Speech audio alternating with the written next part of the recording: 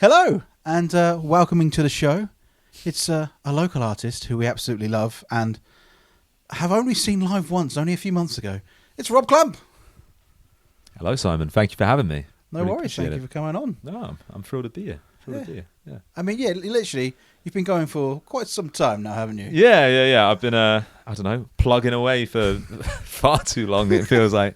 Well, it's a slog, isn't it? So it's one of those things. I think occasionally you seem to cross paths with people straight away, and then there's other people that you just don't seem to bump into until, like, I don't know. I've been playing for over a decade. So, I've seen you once. I'll see you in 10 years then.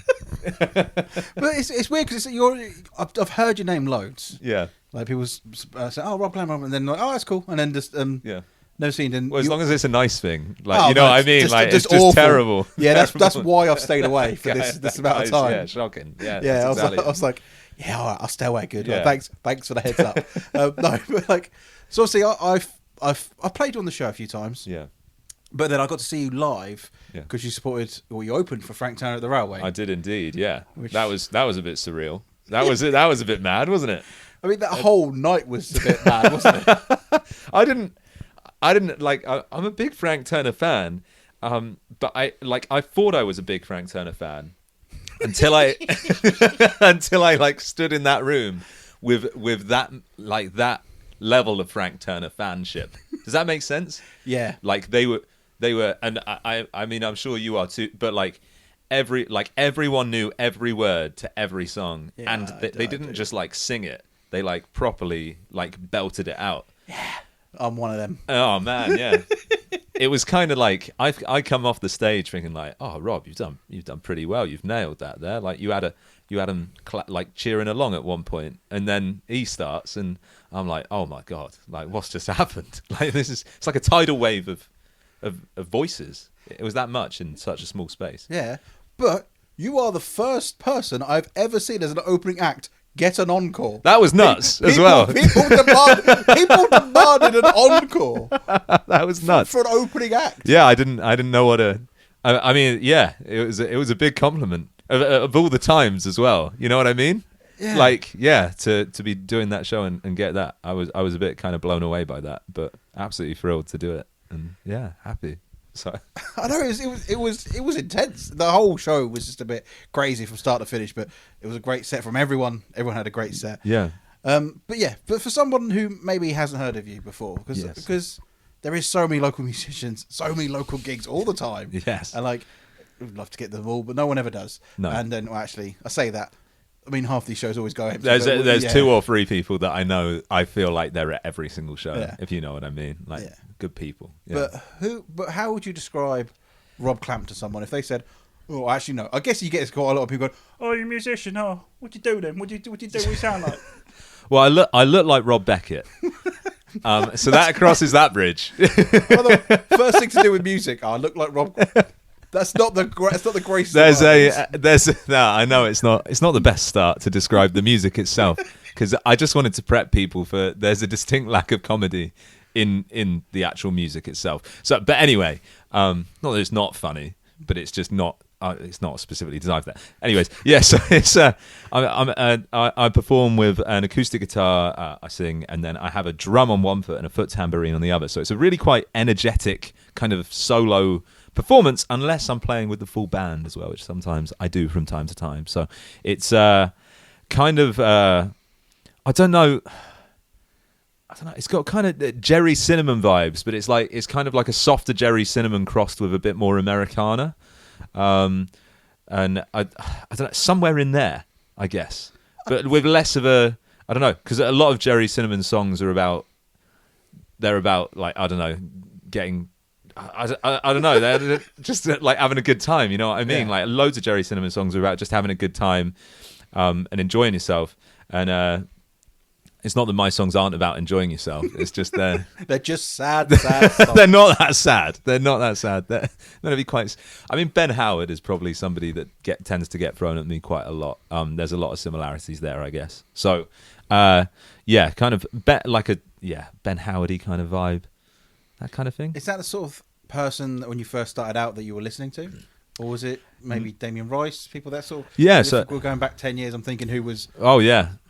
popular We'd be back then. we'd be going. I mean, funnily enough, the people who stood out to me the most when I first started, like properly, well, there's a difference, isn't there? There's when you start learning the instrument, and then when you start actually realizing you're going to do music quite a lot. So when I realized I was going to be writing quite a lot, I was actually more listening to the likes of Tom Petty and Bruce Springsteen, and like quite a lot of American acts, weirdly enough. Ben Howard, and people like, so when I was growing up, I think I've been kind of subconsciously influenced by the likes of Ben Howard and like Mumford and Sons, and I listened to, there was that kind of wave of Ben Howard, Mumford and Sons, Noah and the Whale, like bands and acts like that. If you remember rightly, it was about 15 years ago, where I think most of them had their first albums come out at a similar time. It was around one summer, and it was that was kind of, I think that's kind of subconsciously influenced me. But I've kind of, since I've properly sat down and written stuff over the course of the last 10 years in particular, weirdly, I haven't meant to write anything like that. And I also don't, for guitarist nuts out there, I play in standard tuning. I don't change the tuning of my guitar, which Noah and the Whale don't, but the other acts, you know, they all tend to do that. And people like Goo Goo Dolls, even, I used to listen to them quite a lot, which they're more kind of noughties than they are like early noughties. I think they're quite a lot. They're just on the Goo Goo Dolls. They were. I mean, I think they even had stuff come out in the 80s, but I think I was listening to a lot of their stuff. I think they were still. I think they're still bringing out albums now. Like, to be fair. But they also do this thing where I've always loved this kind of open guitar sound, but I have an older brother who's always been he's been very, very good at guitar, I swear, my entire life, like annoyingly good at guitar. And I remember him telling me from quite a young age, you need to learn how to play in standard tuning before you start tuning your guitar in a different tuning. And he was like 16 years old at the time, so he was like, you know, giving me advice of a teenager, and I wouldn't necessarily say that's good advice for anybody now. You don't have to do that, but it's kind of been ingrained with me, and I've kind of been reluctant to change my tuning. And also, if I keep on writing songs in standard tuning, I haven't really felt the need to change it. So it's kind of ended up in this quite. And that's why it's not exactly Ben Howardy and Mumford and Sonsy. It's somewhere in between. It's somewhere in between, this kind of Americana-y kind of vibe, and I blame my brother entirely for that. It's a good reason to. Yeah. Because isn't there like a folk tuning? Because I know Frightened Rabbit. Oh, Dadgad. There's probably the one. Is that? Sorry. I may talk about music a lot, but I don't know a lot about. Like, I own a guitar, but it's very much in standard tuning. Well, it's not even. Look, let's just see how bad this is in tune. That's not. I think that's meant to be in standard. It's from meant what to I be. can It's meant to be. can tell. Yeah, it sounds like it might meant to be. So I think a lot of folk artists will tend to lean away from staying in standard. I mean, as much as anything, it's actually really good fun to playing in open tunings. Like I've not done it before. Like, I have dabbled in it. I just found it really frustrating only having one guitar and then having to keep tuning, and I got really impatient with it. And then I was like, what if I could just make the guitar sound as similar to that without having to keep on tuning it? So that's why I have this kind of weird makes it sound bad. So I'm trying to advertise myself as being a good musician here. So I have a unique kind of, certainly a unique acoustic guitar playing style. I've almost learnt to play guitar the wrong way and done it persistently for 15 years. So is it kind of essentially laziness is why? Yeah. Let's pretty much just put it down to that. Just I couldn't be bothered to change, and I'm just tuning. No, it's also the panic. I think it happened to me at school. I only started when I was like 14 or 15, but when I was like 16, that's when you start getting pushed in front of assemblies and stuff, because you're kind of like meant to. That's what people just associate you with a guitar. You know what it's like at school. And there was a concert where we had to change tunings like halfway through the set, kind of, and I was with a band, and I just couldn't get it. I had the tuner on the guitar, and I just couldn't get the tuner to switch on. And then I just remember an audience of people going, just do it by ear. And I hadn't learned how to do it by ear at that point. And maybe I'm just scared. Maybe I need to see a therapist. Maybe that's what this is. The trauma from school. Yeah, pretty much. It drives me on still. Yeah, there you go. Yeah. But obviously, so the main thing that's happening this year is a very big thing. And that is something that I always advocate for people, if they can do it, to do it, because I think making an album is just perfect, because it's cementing your mark on like a time and a place, because loads of people, you can release singles, and especially now, chuck everything on Spotify and everywhere, and I think it gets lost a little bit. Yeah, but when you've got a CD, you've got an album, you've got something that is a collection of songs. A real, like, I don't know, it's literally a collection of something that you can stick your name to and really stand by, as opposed to something that sometimes singles can seem a little bit sporadic. And especially if you're not able to follow them up straight away, so it can be quite annoying, I think, for a lot of acts now, because you're tempted just write something and get it out there, which there has to be a certain degree of that, because you can't just hang around forever. But there is also this sort of subtle pressure that if what you do put out leads to something more, people are going to ask for more and want more, and that immediately puts you under pressure to do something else. So if you are in a position where you're able to, unfortunately for me, I've been writing since I was about 16 years old, and I didn't really start recording any of the songs until I was about 26. So I've got this backlog of about 300 songs that I was just like, I'll just do the first 10. Yeah. But I like the fact, because with an album, it is you kind of going, well, this is me. Yeah. Like I said, like singles do go on. I think they get lost because everyone. It is so easy just to go, here's a Spotify link for a new single. Yeah. Please listen, and then it flash and it's gone. Yeah. I've done that. Yeah. So like I did that, and I'm not really sure what I was expecting to happen when it happened to me. So I released something, and I was like, this is it. Like this song's coming out. It's hitting Radio 1 straight away. It's getting picked straight up. You know what I mean? Like I'm gonna make a lyric video. It's going places straight off the bat of this first single, and I did it. And then it was. I think it was actually during the pandemic it came out. I was really proud of it, and I'm still proud of it still. But then I realised after like a couple of weeks, and people were like, they really liked it, and they were like, do you have any more? Like, seagulls at the seaside or something, where you give one a chip, and they're like, that was great, but like, you got any more? Like, people need more. And it's, I think it's having a collection of something that you can also staple your name to and kind of say, this is my sound. I think that's kind of the biggest thing about an album. I think if you're drip feeding people singles, that's great for a certain amount of time. Which is fortunate because I've been doing it for 3 years. But in terms of actually giving somebody a staple of what you are as an act and as a musician, that's what you want. And luckily I'm able to do that now. So why now though? Well, that's I always like to ask, is when you've finally, because you've been doing this 10 years, you've got quite a lot of songs in the bank. Yeah. Why did you go, do you know what? This is the time for me that I want to make an album, Well, there's a lot of reasons why. I mean, I should have actually have done it a while ago.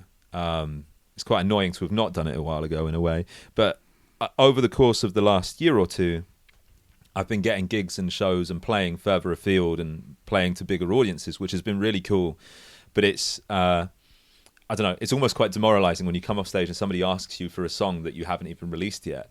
And luckily for me, like I've been asked for quite a lot of songs that I haven't released yet, so it actually made complete sense where I was having people asking for stuff. And I was lucky enough to do the Joiners the start of last year, and we played more or less, I think, most of the songs that are on this album. And kind of afterwards, everybody was kind of like, oh, that was really good, but you had like 6 or 7 songs we haven't really heard before, and like, where can we find them? And if you've got 6 or 7 songs, then you're already on your way to doing an album. So it just made sense to do it. And it's also the other side of things is you're constantly, if you're making something that you want to be able to take to shows, to also sell at shows, it's like albums. I would like, this will come out on vinyl. It's not going to come out straight away on vinyl, but it will be available on vinyl as well. and it's also having that kind of extra thing that you're able to take to a show and actually sell to people. So it's another string to the bow of having something to sell, something to promote yourself with. But it's something that I almost wish I had at the start of last year, which would have actually been, more sensible with the amount of shows and the size of the shows. Because it's like if you're supporting somebody like Frank Turner, how cool would it be to be able to turn around and go, I did this album this year, but I wasn't in a position to basically turn around and say I already had this online, kind of thing. It's more like, I'm going to be releasing this in a few months' time, and then you're kind of blindly emailing people again. So when you get the opportunities, you don't realize quite how big they are necessarily. Certainly in that one, I knew how big that was, but sometimes you do come away from a show and you just never know who's watching.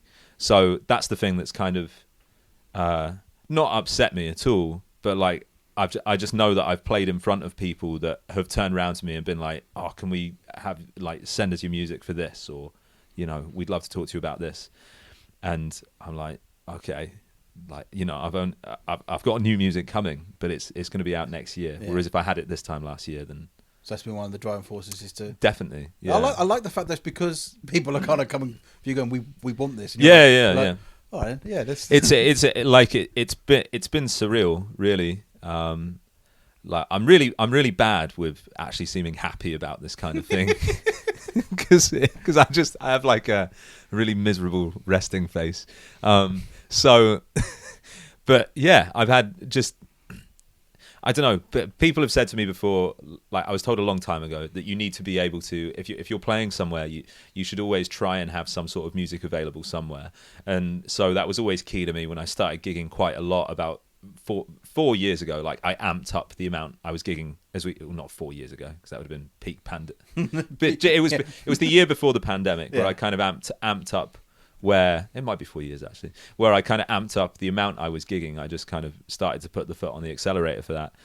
And I remember being told by a friend, like, you just, if you've got a CD or if you've got something, you just don't know who's going to be there.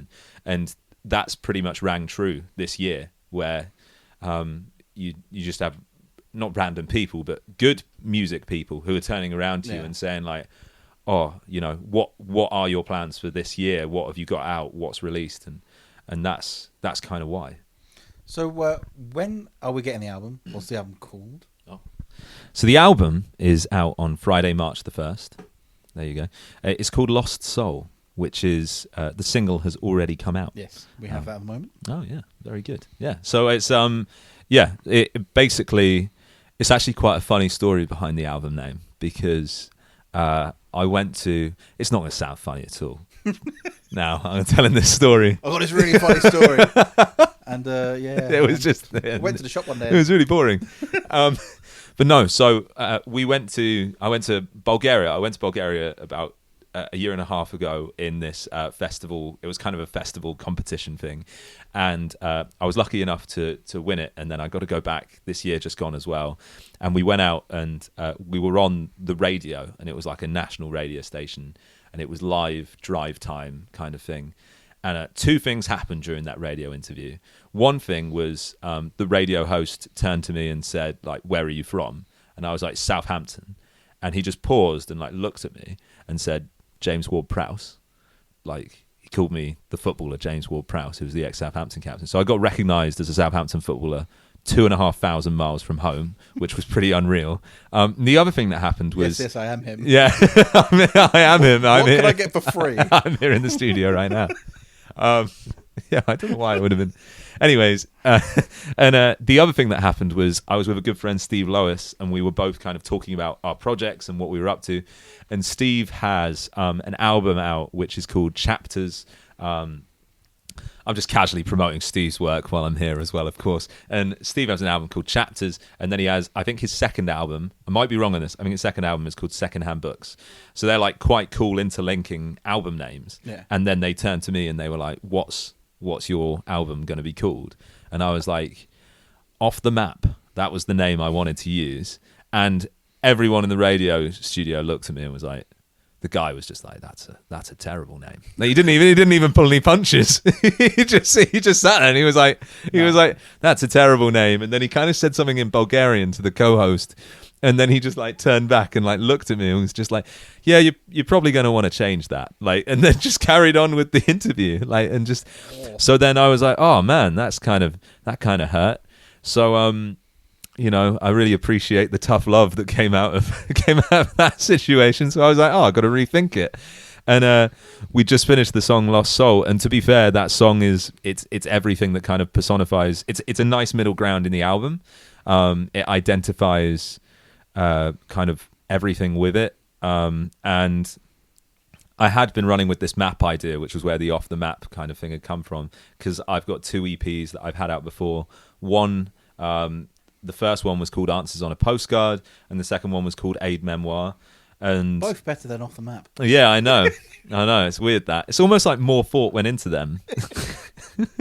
But I didn't say their names to a Bulgarian radio host. You know what I mean? So he could have hated them as well. True. But basically, what happened was I've kind of loved this idea of when you're going to make a CD or an album or something. I love the idea of physically having something that is it's kind of I don't know.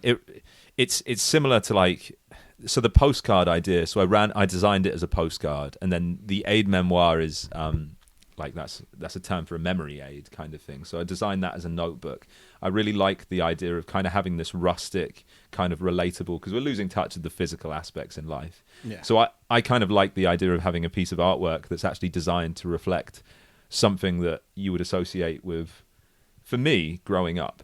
Yeah. So I like the idea of something physical being postcards or notebooks, and tying that into this kind of CD idea or this album idea or vinyl idea. And I kind of figured that maps would be the next step. So it's kind of running with that.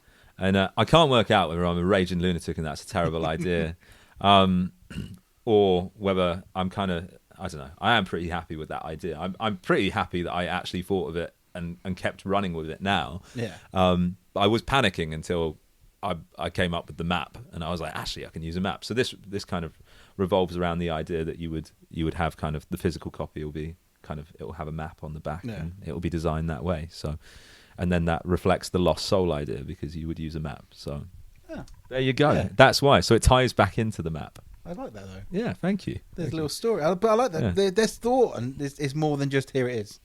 Yeah, well, I think it deserves that. Yeah, I'm not massive on the idea of. I understand why, but people obviously, it's a spur of the moment thing. Sometimes it hits you, and like I knew I was going to be doing an album, or going to be recording an album. It's 2024 now, but I knew I would be recording it over 2023, and I'd known that since the start of 2022. So I've been trying to think of an album name for like over a year, but I didn't really put any pressure on myself to run with anything. Yeah. And it was only when kind of I was watching a film basically, and it was like the idea was like that they were trying to use a map to get somewhere kind of thing, and it just hit me, and that's kind of when you know. But I think if you apply pressure to yourself, sometimes you can come up with something like Off the Map, and you're like, that's a bad idea. And then you need someone to sit you down and say, no, don't do that. Everyone needs a Bulgarian radio host. They do. He was actually really nice. He just kept singing, "Oh, when the Saints go marching in" all the time to me. So yeah, there you go. Did their research. Yeah. From Southampton. we know what to do. Yeah. So yes, we've got the album the 1st of March, but there's also, you're doing a big album release show. Yes. Saturday the 2nd of March. That'll be the big album launch, which will be at Papillon in Southampton, and I've got the full band, the Ash Men, are with me, and I just think that name's so funny. I just love that band name, and so they look like Vikings, the group, and we were trying to kind of find I don't know, a cool name that would kind of relate to them being something on the side of Vikings. And I think Ash Men, from what I can understand or what they've told me, I'm hoping it means something nice, something along the lines of an old English term for Vikings in certain parts of the country. So that's a really, really boring name when you break it down like that, I guess. But it sounds cool if you don't explain it. Yeah. Probably shouldn't. We'll cut that. But Papillon's a really nice. I went there for the first time a couple of weeks ago to see Pioneers. They did a headline show. Oh yeah. And I've never been there, but it's a really nice little space. It's mad. It's actually what they've done to it is they've. I mean, I used to play in it when it was Vestry, I think it used to be called. Just going completely off. See, I generally thought it was just a church. Every time I went to the the Mayflower, just saw a church and that was. It's been called a few things. I barely even took notice of the fact that there was a church there until I went and played at it. And yeah, I played there a few times on a Friday night. Kind of used to do some covers for. They would have people coming in like pre the Mayflower shows. Yeah, and they would occasionally, I think, have bands on as well. But they've kind of they've updated it all. They've put new staging, new PA in, like kind of, and it's meant to sound incredible, and it looks awesome. And it's the whole idea of as well, like playing in a church. It's just good fun, I think. So looking forward to that. It should be a blast. Yeah. So that's on the 2nd of March. Yeah. So we've got the album Lost Soul on the 1st of March, and Lost Soul the single is out now. That's already out. Yeah. It's out now, so people can get hold of that, have a listen to that, and then go, oh, I like this. I'll go get the album when it comes out. And also, it's not just Papillon. You're doing UK. Yes. A few dates up and down the country. Yeah. So UK dates. At the moment, I've only announced the southern UK dates, but I've got shows in London, Brighton, Guildford, Salisbury. Can't forget anywhere. Beckenham and Frome. I think they're all the southern UK dates, but then I'll be off to Europe as well after that, and I'll be coming back and I'll be doing some northern dates. So it's bedlam really, but it's good fun, and to be honest, it's just a really good experience. Like I've been playing music for kind of long enough where I've been through the experience of kind of playing to nobody in bars and pubs and stuff, and it's been really nice over the course of the last literally since about this time last year, where it's felt like people have really come out and supported me, and I'm just incredibly grateful for that. So can't wait. Looking forward to what the future holds, and it's gonna be good fun. And I've got another single out in a couple of weeks as well, which I haven't even announced yet, but I know. But that'll be it's gonna be really good fun, and it's just trying to tie in the logistics of converting my van before I go to Europe, which is causing chaos in my mind at the moment as well. So it's not fun doing that in like -2. No, it's not. But it's really exciting, and hopefully this is the springboard year that you need to go to that next, because it's so odd, because loads of bands and that, well, they can sell out Southampton easy. Yeah. And like, maybe they can do Portsmouth or Bournemouth. Yeah. But then suddenly going further afield, you're going back to square one again. Yeah. And it's just, what do you need to get to that next point? So hopefully the album, the tour, something to give you. Also, you won a competition the weekend in Blackpool as well. Blackpool, yeah. So you've done a few of those now, those sort of things. So hopefully this is the, like I said, hopefully it's that springboard. I hope so. I mean, we're doing. Yeah, we sold out the Joiners last year. Yeah. And then we sold out Heartbreakers just after, and Papillon's slightly bigger. It'll be a bit more atmosphere, a bit more space, but I think like a very pretty venue. So really looking forward to that. And then we finished the tour at Wedgwood Rooms in Portsmouth on the 26th of May. So, and then we're into festival season, and like Lord knows what's going to happen there. So it should be really, really good fun. Really looking forward to it. Can't wait to take it on. So we're looking forward to Lost Soul 1st of March, and then the Papillon gig on the 2nd of March, and Lost Soul now, the single, go get it, or go listen to it. But best of luck, and really hope you have the great year. Thank you so much, Simon. Thank you. Cheers. Appreciate it. Thanks for having me.